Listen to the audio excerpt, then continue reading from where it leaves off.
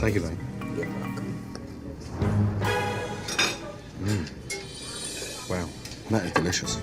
Finally, some good food. Ladies and gentlemen, Tom Cruise has done it again. He has saved movie theaters. After all the videos that I've done talking about all the problems with movies in this day and age, Mission Impossible Dead Reckoning Part 1 came in and addressed all of those criticisms. If you watched my video on Is Hollywood Dying and you heard me talk about everything wrong with Hollywood, well, this movie comes to all my criticisms and all the things I said that movies need to do better, and it answers them all, and it is like a real movie. The only possible flaw I would give with this movie is it started off a little slow. I wasn't into it in the first 10 minutes or so. It has a very long opening, but it has a long opening for a reason because it has to set up so much. And they did their best with it. They tried to sort of intersplice the action and the exposition scenes together so it wouldn't be so much, but it all has a purpose. I didn't think it was possible for the Mission Impossible series to outdo themselves with another plot that just makes it seem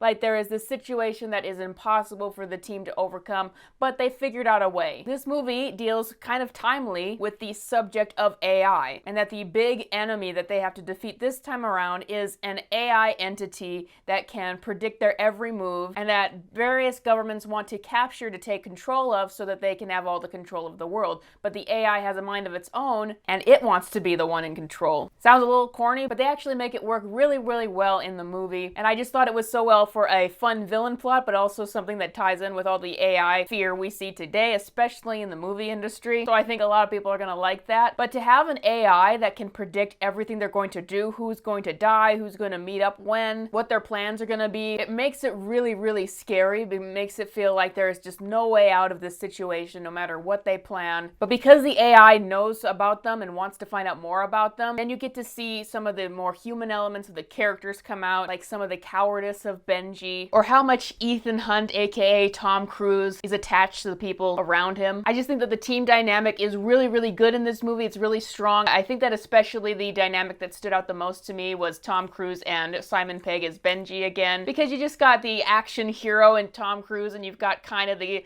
cowardly, sort of awkward sidekick character, and they provided some of the most funny moments in the movie. But we have a new female lead, and it is Hayley Atwell, and I just thought she was so great in this movie. She is not playing Peggy Carter at all. She's playing more of a Catwoman kind of character who gets in over her head and is a bit green in all of this stuff and is a bit insecure as she's sort of thrust into these crazy situations, and I just thought it was a lot of fun, and she was another great addition. But like I was saying, it's actually structured really, really well. Every scene has purpose, not just for the narrative, not just explaining things, but in terms of the audience engagement. They know when to have a really, really long fight scene or chase scene. They know when to add some comedy or levity. Sometimes it's at the same time. They know when to have an exposition scene and something that gets really intense. And that's what makes Tom Cruise so good at making these movies. Like I was saying in my Is Hollywood Dying video, most people who work on films do not know how to keep audience engagement, do not know how to get them invested, but he knows how to get the audience invested in characters that are given just enough emotional core to them, just enough. A little bit of comedy helps out as well, and also the pacing of the film with the action and all the different things to keep it entertaining and engaging through the entire movie. I mentioned comedy a lot, and there actually is a lot of comedy in this movie, and it makes it work because it otherwise would be very, very dark. This is probably, if you took out some of those comedic elements, the darkest of the Mission Impossible films. It's the most intense, probably the most impossible mission they've gone on yet. There's an extended sequence in the movie where there's a car chase and Hayley Atwell and Tom Cruise have to drive this mini, like, yellow car, and it is an intense chase scene, but it's also kind of hilarious as they have to navigate this miniature car and it keeps exploding on them, and it just rides the line just enough so that it's insane, so it's entertaining, but not so much that you are taken out of the movie. But that's a good time to transfer to the action, because I think the big reason why people were excited about this movie is the action sequences that were all practical. They made an entire train for this movie just so they could wreck it, just so they could crash it. Of course, there was Tom Cruise's big leaping over the cliff on a motorcycle scene, and I had seen that so many times in the promotions and that they actually did that. I was just so curious to see how it actually would fit in the movie, and I gotta just tell you that the way that they fit it in terms of the story was so insane. I just loved it. But maybe my favorite thing about the movie is the train crashing sequence. It's not a spoiler, you already saw it in the trailers, but I'll just say it's like The Lost World and Back to the Future 3 combined into one.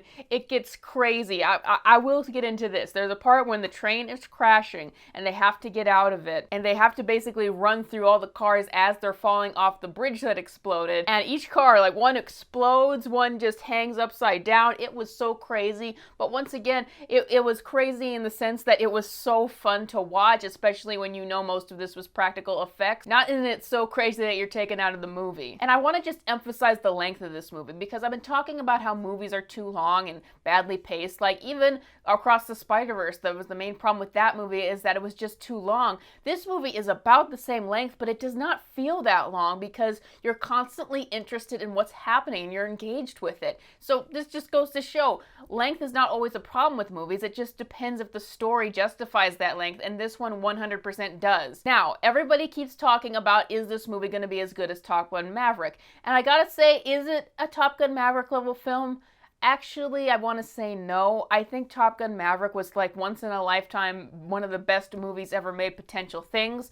This is a very different movie. It's in the same tone of the Mission Impossible series. It's an action spy thriller. It's a lot darker, far, far darker than Top Gun Maverick, even though they add some comic relief in there. And I don't know if it'll be as universally appealing because there are a lot of exposition scenes and talking scenes that are very important, but I don't know if kids will be as into that. Like, Top Gun Maverick was like a movie you could show everybody, and I'm not sure if this one will be that level, but I do hope it crosses $1 billion.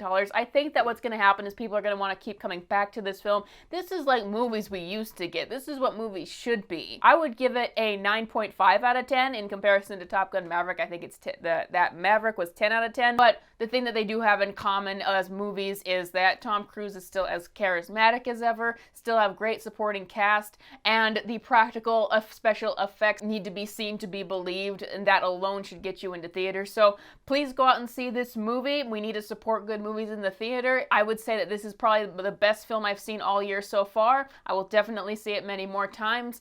Did you see Mission Impossible 7 Part 1? Keep in mind, this is a Part 1. Not all the things get wrapped up, but they do come to sort of a satisfying stopping point in the movie. So I recommend everybody go see this movie and support it. And as always, you can check out more great videos on the channel. Please like and subscribe if you haven't already. You can also support me on Patreon. Thank you, Patreon J. Costs only $5 to sign up. And if you want to check out my own short films I'm experimenting with, there's a playlist below for that. And thank you guys all for watching, and I will see you guys next time.